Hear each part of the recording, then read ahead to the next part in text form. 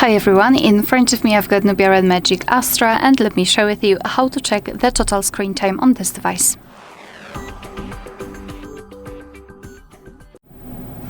So let's begin with opening the settings, and here in this left section let's scroll down and find the option Digital Wellbeing and Parental Controls.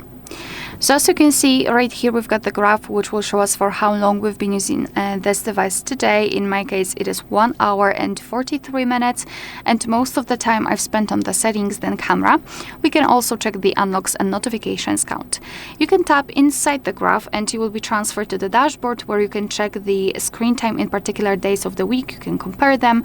You can change the screen time to notifications received and times opened, and you can also scroll down and check the time you've spent on specific apps. Moreover, you can tap on the app, for example the camera, and again you've got the dashboard, but this time it is tightly connected with this one app. So this is how to check the details regarding the screen time. However, here we've got also ways to disconnect. I will not discuss all of them, maybe app limits. Basically, after tapping on this option, we are transferred to the list of apps that we are using, that are installed on this device. And let's pretend I'm spending too much time on the camera. So let's find it and then tap on this hourglass icon next to it. Now we can set the app limit. So now if I will set it for 30 minutes, it means that I can use it for half an hour during a day, and after that time the app will be blocked.